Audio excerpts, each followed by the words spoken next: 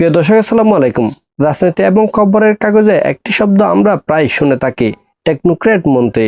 সংসদ সদস্য বা এমপি না হয়েও কিভাবে একজন ব্যক্তি সরকারের মন্ত্রী হতে পারেন, আবার কোন বিশেষ প্রয়োজনে বা কোন পরিস্থিতিতে তাদের নিয়োগ দেওয়া হয়, আজকের ভিডিওতে আমরা এই বিষয়টি বোঝার জন্য চেষ্টা করব। টেকনোক্র্যাট মন্ত্রী আসলে কি? সাধারণত নির্বাচনে জয়ী হয়ে সংসদ সদস্য নির্বাচিত হওয়ার পর সরকার গঠনের সময় সংসদ সদস্য থেকে মন্ত্রী নিয়োগ দেওয়া হয়। টেকনোক্র্যাট মন্ত্রী হলেন সেই ব্যক্তি যিনি নির্বাচিত কোনো সংসদ সদস্য নন। রাজনীতি না করেও নিজ নিজ কর্মক্ষেত্রে বা পেশায় বিশেষ দক্ষতার কারণে সরকার যাদের ক্যাবিনেট বা মন্ত্রিসভায় অন্তর্ভুক্ত করেন তারাই হচ্ছেন টেকনোক্র্যাট মন্ত্রী। কেন টেকনোক্র্যাট মন্ত্রী নিয়োগ দেওয়া হয়? এখন প্রশ্ন হলো, রাজনৈতিক দলগুলোর এত নেতা বা সংসদ সদস্য থাকার পরও কেন টেকনোক্র্যাট মন্ত্রী নিয়োগ দেওয়া হয়? এর অবশ্যই বহুবিধ কারণ রয়েছে। প্রথমত, বিশেষজ্ঞ জ্ঞানের প্রয়োজন।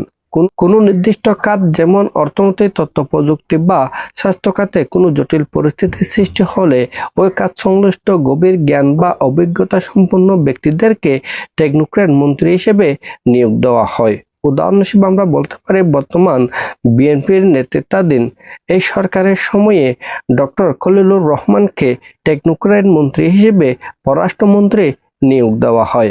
এর অন্যতম কারণ হচ্ছে বর্তমানে ভূরাজনৈতিক বাস্তবতায় বাংলাদেশের পররাষ্ট্রনীতি বিষয়ক বিষয়টি অত্যন্ত জটিল আকার ধারণ করেছে। এই জন্য ডক্টর খলিলুর রহমানকে এই জন্যই নিয়োগ দেওয়া হয়েছে যে তিনি এমন ব্যক্তি যিনি বিশ্বের সকল দেশের সাথে ভালো সম্পর্ক বজায় রাখতে সক্ষম। তার কূটনৈতিক দক্ষতা এটি প্রমাণ করে। দ্বিতীয়ত, সংকট মোকাবেলা। অর্থনৈতিক মন্দা, জাতীয় সংকট এবং কোনো জরুরি পরিস্থিতিতে অভিজ্ঞতা সম্পন্ন প্রশাসনিক এবং কারিগরি দক্ষতা সম্পন্ন ব্যক্তিকে এনে এই সংকট মোকাবেলা করার জন্য অনেক সময় চেষ্টা করা হয়। তৃতীয়ত, দলনিরপেক্ষ এবং পেশাদার দৃষ্টিভঙ্গি।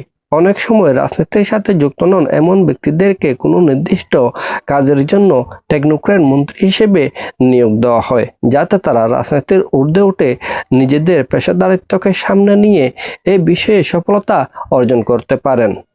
সংক্ষেপে বলতে গেলে, রাজনীতি আর দক্ষতার এক অনন্য সমন্বয় ঘটানোর জন্যই মূলত কোনো মন্ত্রণালয়ে টেকনোক্র্যাট মন্ত্রী নিয়োগ দেওয়া হয়।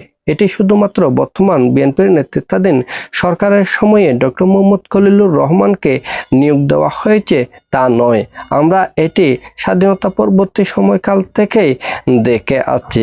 বিগত আওয়ামী রেজিমের সময়ও আমরা দেখেছি ওই সময়ে টেকনোক্র্যাট মন্ত্রী নিয়োগ দেওয়া হয়েছিল।